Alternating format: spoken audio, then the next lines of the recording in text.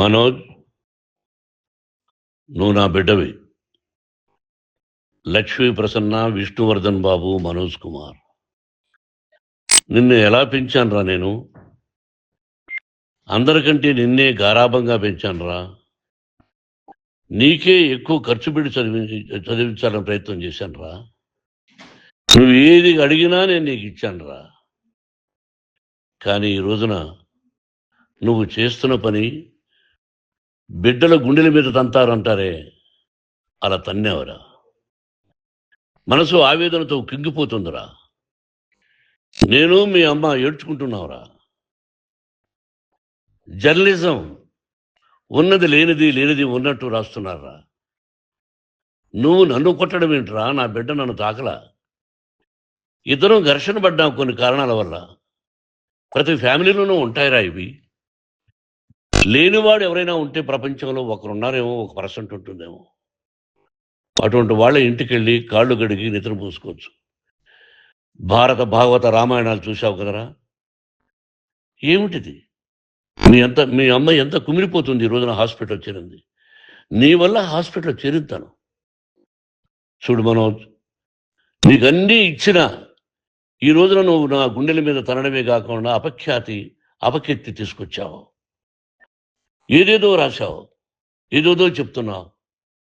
కొంతమంది జర్నలిస్టులు ఉన్నది లేనిది, లేనిది ఉన్నట్టు రాసేవాళ్ళ తత్వం వాళ్ళకి. ఎందుకంటే టీఆర్పీ పెరగాలి. ఇది వాళ్ళ నైజం. మనం మార్చలేము. వాళ్ళందరి మీద మన కోర్టుకు వెళ్ళలేము. వాక్ స్వాతంత్రం అంటారు, ప్రజాస్వామ్యం అంటారు. ప్రజాస్వామ్యంలో కూడా కొన్ని హద్దులు ఉన్నాయి. ఇది నీకు తెలుసు అనుకున్నా. ఎంత మంచి నటుడివి నువ్వు. నీ భార్య మాటలు విని తాగుడికి అలవాటు పడిపోయావు. వింటున్నావా మనోజ్? ఎవరిని నమ్మాలో ఎవరిని నమ్మకూడదో పరిస్థితి తీసుకొచ్చావు. విద్యాలయాలు ఎంత గొప్పవిరా. మనం 25% కులమతాలకు అతీతంగా ఫ్రీ ఎడ్యుకేషన్ ఇస్తున్నాంరా.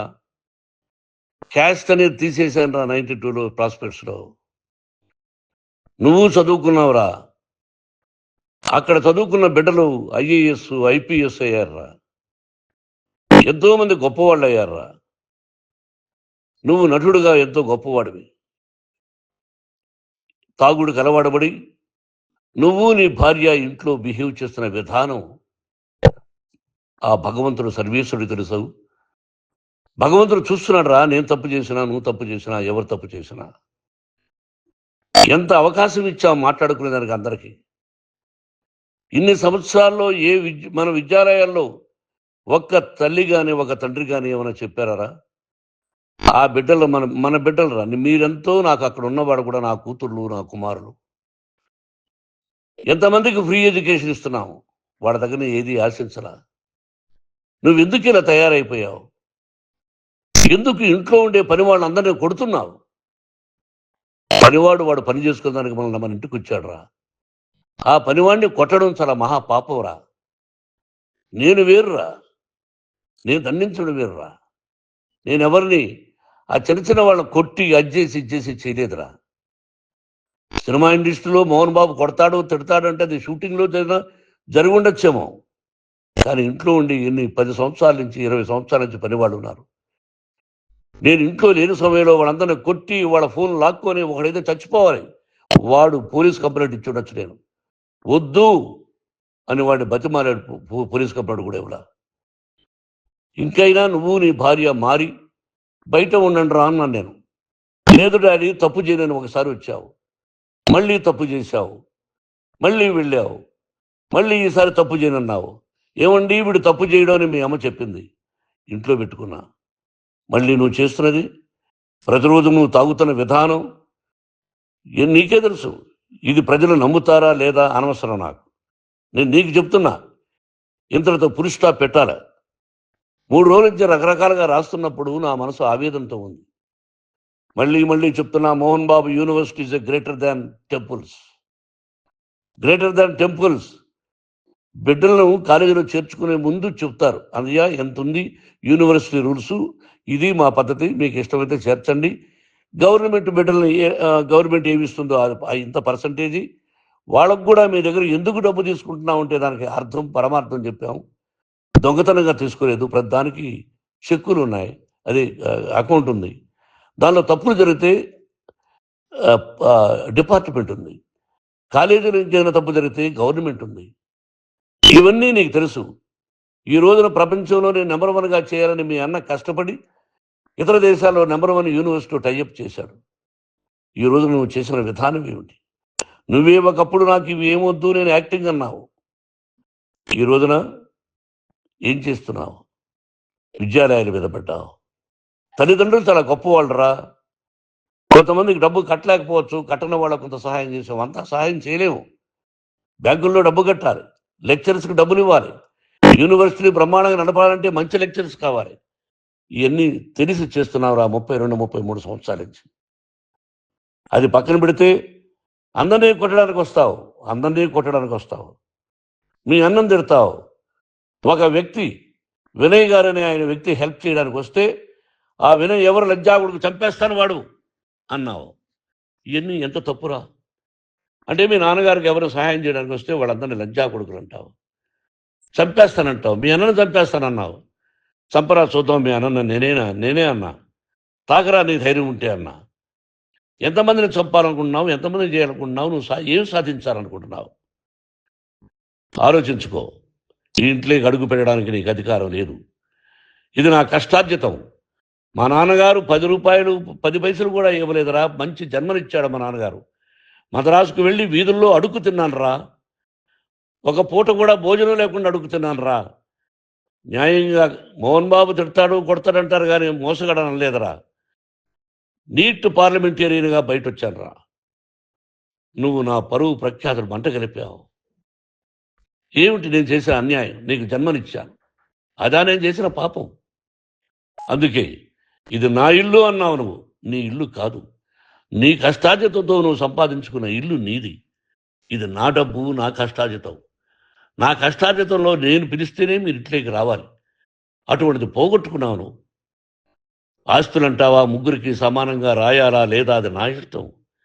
ఆస్తులు ఇస్తానా, లేకపోతే గంగపాలు చేస్తానా, లేకపోతే ఎవరికైనా దానధర్మాలు చేస్తానా, అది నాకు సంబంధించిందిరా. నా కష్టార్జితం రా.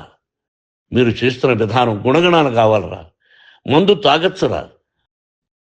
ఎంత తాగాలి? నేను కూడా 1 or 2 పెగ్స్ తీసుకుంటా. ఇది తప్పు కాదు, జనానికి తెలియాలి. నా డబ్బు ఇది. తాగి ఎవరిని కొట్లా, తాగి నేను తింటున్నా. అది ప్రజలకు అక్కర్లా. నేను తప్పు చేస్తేనే ప్రజలకు కావాలా. ఇవన్నీ ఉన్నాయిరా. ఇవన్నీ తెలుసుకో. జర్నలిస్ట్ సోదరులారా, మీకు నా గతాన్ని తెలుసు, నా భవిష్యత్తు, నేను ఎక్కడి నుంచి వచ్చాను కూడా మీకు తెలుసు. ఈ రోజున మీరు రాస్తున్న విధానం, నా బిడ్డ నన్ను కొట్టాడన్నారు. ఎంత తప్పు! ఈ రోజున నా బిడ్డ మీద కోపంతో అవును చెప్పచ్చు. కాదు, వాడు నా మీద చెయ్యెత్తలేదు. నేను ఘర్షణ పడ్డాం. ఘర్షణ వేరు, కొట్టుకోవడం వేరు. గాయాలతో హాస్పిటల్కి వచ్చి కుంటుకుంటుగా నడిచాడు.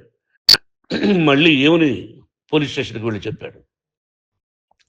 ఎవరో 2 ఉన్నారు, వాళ్ళిద్దరూ నా మీద దాడి చేశారన్నాడు. నా ఇంట్లో పనిచేస్తున్న వ్యక్తుల గురించి పోలీస్ స్టేషన్కి వెళ్ళి చెప్పవలసిన అవసరం అతనికి లేదు, హక్కు లేదు. పోలీస్ డిపార్ట్మెంట్ కూడా తెలుసుకోవాల్సిన విషయం. నా ఇంట్లో ఉండే వర్కర్స్ మీద నేను కంప్లైంట్ ఇవ్వాలి.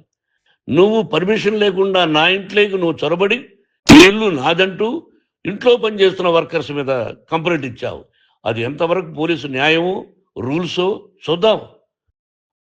పోలీస్ డిపార్ట్మెంట్ ఇంటికి వచ్చింది. వాళ్ళకి రాశాను ఉత్తరం, అయ్యా నేను సీనియర్ సిటిజన్ని, నాకు రక్షణ లేకుండా ఉంది, నా బిడ్డ వల్ల నా ఇంట్లో నుంచి నా బిడ్డను పంపించేసింది, ఇది నా ఇల్లని. వాళ్ళు నాకు సమాధానం ఇవ్వలేదు. ఇవ్వకపోగా ఎవరిని పట్టించుకోలేదు.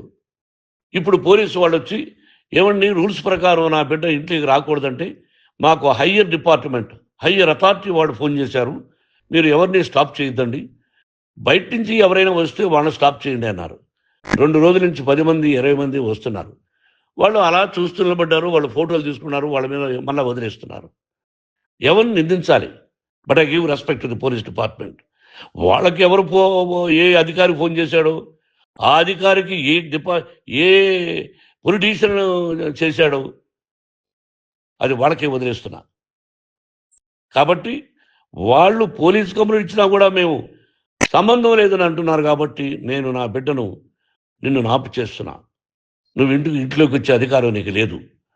నువ్వు వచ్చి నీ బిడ్డను తీసుకెళ్ళు. సంతోషం. నువ్వు రాలేదు, నీ బిడ్డను జాగ్రత్తగానే చూసుకుంటావు. Take care your daughter, that's all.